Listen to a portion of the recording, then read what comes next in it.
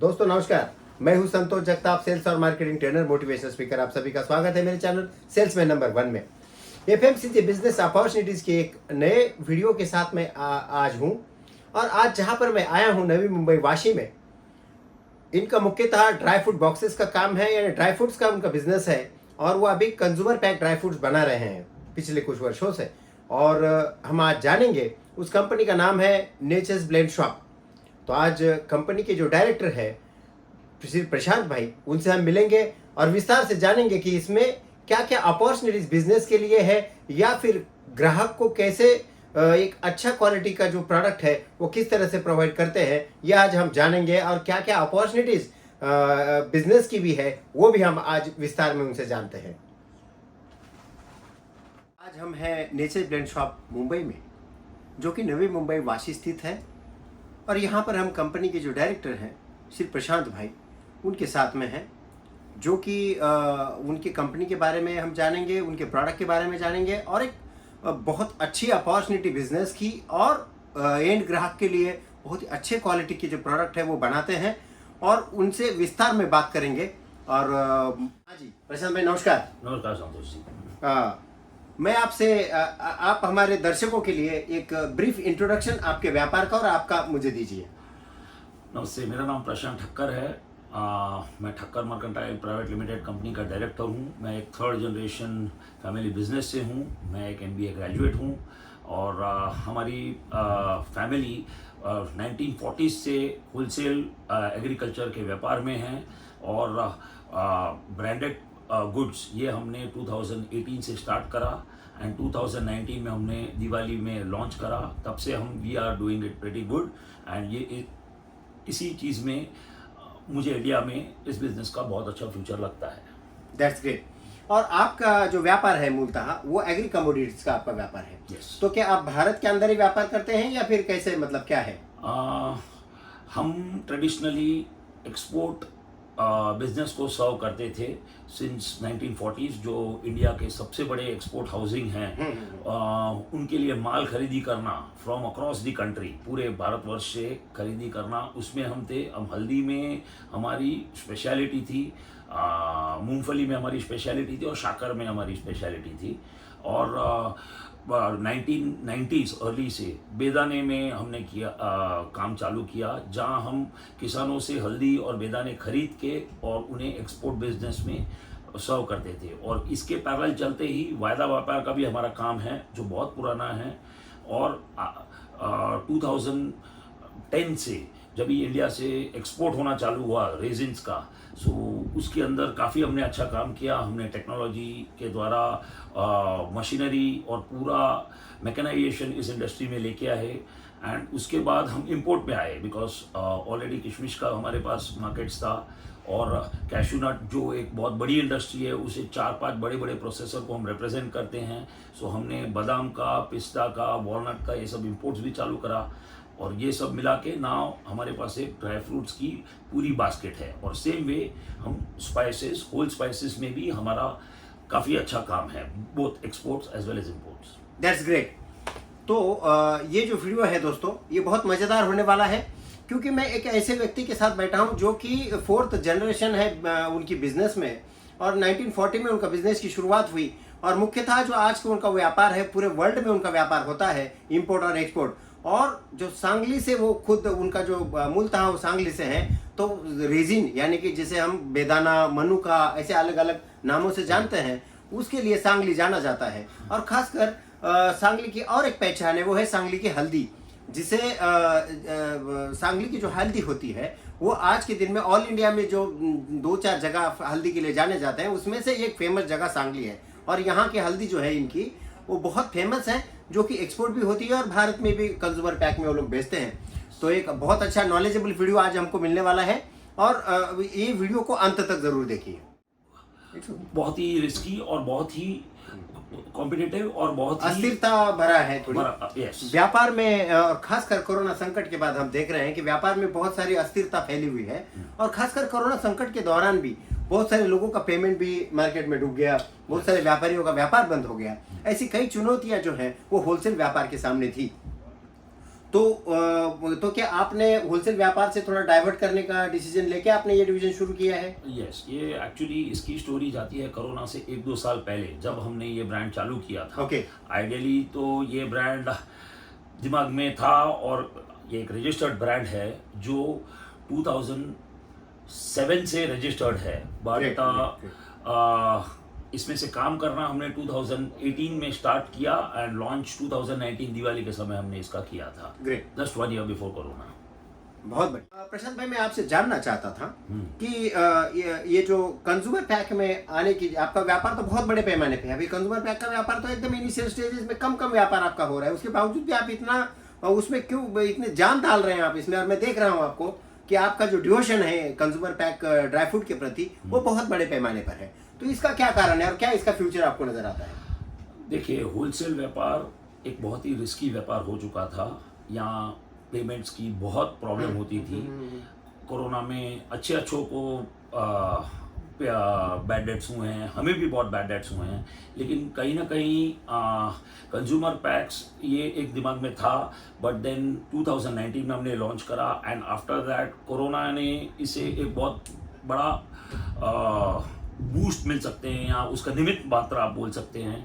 सो हमने ये तभी लॉन्च किया, और हमें एक किक स्टार्ट मिली। लेकिन ये कोरोना का ही पैदावार बिजनेस नहीं है। मार्केट में ऑलरेडी एक गैप थी कि जो भी प्रोडक्ट्स हैं वो एक कोई भी स्टैंडर्डाइज क्वालिटी में नहीं है। The market was very disorganised, और कोई मनचाहा प्राइस अपना लगाते हैं, और प्राइस कॉम्पिटिशन में क्वालिटी इफेक्ट होती है। सो हम कस्टमर को एजुकेट करके कि एक पर्टिकुलर क्वालिटी है तो उसके ये भाव होने चाहिए, ये पर्टिकुलर क्वालिटी है तो उसके ये भाव होने चाहिए, तो ऐसे 2 या 3 रेंजेस हमने निकाली हैं, सो दैट द कंज्यूमर को quality products at the right price मिले, नॉट कम प्राइस, राइट प्राइस मिले। यही हमारा उद्देश्य है, और यही हमारा विजन है फॉर दिस ब्रांड। ग्रेट। देखिए क्या होता है कि मैं देख रहा हूँ कि ये जो मार्केट है, ये मेरा भी इसमें ऑब्जर्वेशन था कि जो स्पाइसेस होल स्पाइसेस का जो मार्केट है कंज्यूमर पैक का खासकर, Yes. और ड्राई फ्रूट्स का जो मार्केट है वो एमआरपी उसके ऊपर या फिर जो रेट्स है उसके वो रियलिस्टिक नहीं होते थे। मैं देख रहा हूँ उसमें स्टैंडर्डाइजेशन की बहुत ज़रूरत थी मार्केट के लिए, और इंडियन मार्केट जो है ऐसे प्रोडक्ट के लिए आज के दिन में उभरता हुआ मार्केट है। और ये भारत आज के दिन में आप देखोगे तो एक पोटेंशियल मार्केट है। तो आगे हम प्रोडक्ट के बारे में डिटेल में विस्तार से उनसे जानते हैं। प्रशांत भाई, आपकी जो प्रोडक्ट है उस बारे में हमको ज़रा अवगत कराइए, और किस तरह से आप इसका रॉ मटेरियल का चुनाव आप कैसे करते हैं, कौन से कंट्री से आप कौन से प्रोडक्ट मंगवाते हैं, वो ज़रा हमको विस्तार से बताइए। देखो, प्रोडक्ट चुनने में अगर आप देखें तो ड्राई फ्रूट जैसे हैं, सो इंडिया में वॉलनट, कैशू नट और रेजिन्स, ये 3 बड़े प्रोडक्ट हैं। बाकी जितने भी ड्राई फ्रूट हैं ये सब इंपोर्ट होते हैं, जैसे कि बादाम हुआ, पिस्ता हुआ, बाद में अखरोट हुए। अखरोट भी एक इंपोर्ट अच्छी मात्रा में होता है। एंड बहुत सारे एक्जॉटिक ड्राई फ्रूट्स हैं, जैसे कि हेज़लनट, पाइन नट, मैकेडेमिया नट्स, ब्राज़ील नट्स, ये सब इंपोर्ट होते हैं। और जैसे कि और बेरीज भी, ब्लूबेरी, क्रैनबेरी, ये सब के अपने अपने हेल्थ बेनिफिट्स हैं। लेकिन ये अगेन बात आती है स्टैंडर्डाइजेशन पे। ये कोई किसी चीज़ की कोई स्टैंडर्डाइजेशन नहीं है। सो हम जब बोलते हैं तभी हम बताते हैं कि एक प्रोडक्ट अगर हम चूज़ करते हैं तो ये ईरान के पिस्ता हैं, और ये अमेरिका के पिस्ता के हैं। सो एक कस्टमर जब डिसीजन ले तभी एक इन्फॉर्म डिसीजन ले। आप एक एप्पल को एक ऑरेंज के साथ कंपेयर नहीं कर सकते हैं। राइट। यही हमारा उद्देश्य है। ग्रेट। हमें स्पाइसेस के इंपोर्ट के बारे में ज़रा बताइए सर, कि कौन से स्पाइसेस इंपोर्ट होते हैं और भारत के कौन से स्पाइसेस एक्सपोर्ट होते हैं? India is a land of spices traditionally. So India में स्पाइसेस बहुत हैं, लेकिन आखे मसाले अगर आप देखें तो India is a net importer. जैसे कि बात करें लौंग की, तो लौंग इंडिया में डेफिनेटली है, बट इतनी बड़ी मात्रा में लौंग इंडिया में नहीं है। इंडिया मेजर इंपोर्ट करता है ज़ांज़ीबार से, माडागास्कर से, इंडोनेशिया से। और इंडियन लौंग के मुकाबले ये प्राइस में चीप भी होते हैं, और मेरी quality is not as up to the mark as the Indian crows, but यही मेजर जो है वो बिकते हैं।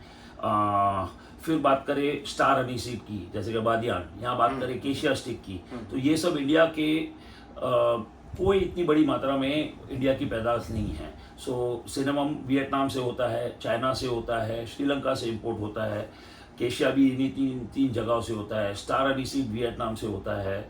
फिर बात करें तो ब्लैक पेपर भी आजकल इंपोर्ट होना चालू हो गया है from Vietnam and little bit from Sri Lanka. और ऐसे अब अगर गिनने जाए तो 25 से 26 ऐसे मेजर स्पाइसेस हैं जो अपने को हर रोज की मात्रा। जो मुख्य पार्ट है इस वीडियो का, उसकी तरफ हम अभी आ गए हैं। इस वीडियो का सबसे महत्वपूर्ण हिस्सा है कि जैसे दिवाली का सीज़न अभी आ रहा है और दिवाली तो हर साल ही आती है, लेकिन जो ड्राई फ्रूट बॉक्सेस है वो भी आज के दिन में मैं देख रहा हूँ बहुत लूटालूट उसमें जनता की हो रही है। यानी कि कोई स्टैंडर्डाइज उसमें नहीं है, लोग अपनी MRP लगा देते हैं और बेचते हैं, मैं देखता हूँ। तो आप ज़रा दिवाली जो गिफ्ट पैक हैं, कॉरपोरेट जो गिफ्ट्स हैं और सबके लिए जो गिफ्ट्स हैं, गिफ्ट पैक्स हैं, उसके बारे में हमको जानकारी दीजिए सर। गिफ्टिंग एक बहुत बड़ी मार्केट है, एक बहुत बड़ी नीड है। दिवाली तो एक बहुत बड़ा ओकेजन है ही, बट अन्य फेस्टिवल में भी गिफ्टिंग का भी कल्चर इंडिया में बहुत बढ़ चुका है। इवन शादी में एंड ऑल गिफ्टिंग एक बहुत बड़ा पार्ट है। सो इसके लिए रिटर्न गिफ्ट्स के तौर पे भी रिटर्न गिफ्ट्स के तरफ से तो हमने इस चीज़ को लेके नज़र में रखते हुए बेसिक 6 थीम्स निकाली हैं। सो जो गिफ्टिंग की पूरी एरिया कवर करती हैं। जैसे कि एग्जांपल, ये अभी हमारा एक एथनिक है। सो ये शादी में और या फिर किसी फेस्टिवल में इंडिया की जो एथनिक थीम है उसके लिए गिफ्ट पैक्स है। सो ये हमारा एक रोल ओवर बॉक्स है। और फिर दूसरा ये अगर बात करें तो ये this box represents all the festivals of India, मतलब इंडिया के जितने फेस्टिवल्स हैं उसको ये रिप्रेजेंट जरा करीब से दिखाइए सर, आगे से लेके जाइए थोड़ा। That's great. फिर ऐसे अगर देखें तो ये ट्रेडिशनल एकदम मैट गोल्ड वाली सोफिस्टिकेटेड लेकिन येट वेरी सटल, और ऐसे ही एक मरून वाले हैं जो कॉर्पोरेट में एंड ऑल बहुत जाने जाते हैं और बहुत पसंद किए जाते हैं। इसको इस तरह से आप दिखाइए ताकि ये दिखे, अंदर का भी प्रोडक्ट दिख सकते हैं इसमें। और ये हमारा लेटेस्ट है। इसमें भी अंदर खोल के दिखा सकते हैं। शादी ब्याह, बर्थडेज, इसमें भी रिटर्न गिफ्ट के तौर पे अलग अलग फंक्शन में भी लोग जो हैं तो ये ड्राई फ्रूट बॉक्सेस का बांटना लोगों ने शुरू किया है। और इसमें भी क्या होता है ना कि बहुत सारी कॉर्पोरेट कंपनी जिसमें कंज्यूमर पैक की, इसमें कोई नहीं ज़्यादा ब्रांडेड ऐसा कुछ मेरे को दिखा नहीं। तो ये इनिशियल जो लोग होंगे जिन्होंने इसमें इनिशिएटिव लिया, उसमें आपकी कंपनी शामिल है, तो मैं आपका अभिनंदन करूंगा। Thank you. दोस्तों, इस वीडियो में हमने जाना कि ड्राई फ्रूट के व्यापार में, ड्राई फ्रूट और स्पाइसेस के व्यापार में किस तरह से अस्थिरता फैली हुई है, कलेक्शंस में देरी कैसे हो रही है, जिस कारण से व्यापार में उनको नुकसान हो रहा था और वो इससे कुछ बाहर निकालने का रास्ता ढूंढ रहे थे और उन्होंने कंज्यूमर पैक में आने का निर्णय लिया। अभी उन्होंने स्पाइसेस और ड्राई फ्रूट्स का कंज्यूमर पैक में अच्छी एंट्री की और ऑल इंडिया में उनका प्रेजेंस जो है तो ई कॉमर्स के माध्यम से है। और भी वो अलग अलग माध्यमों से इस ब्रांड को बढ़ाना चाहते हैं। उनके प्लान्स हम जानेंगे और उनके प्रोडक्ट और भी स्पाइसेस के बारे में और ड्राई फ्रूट्स के बारे में जानकारी जानते हैं अगले वीडियो में। दोस्तों, पार्ट 2 में जानेंगे हम।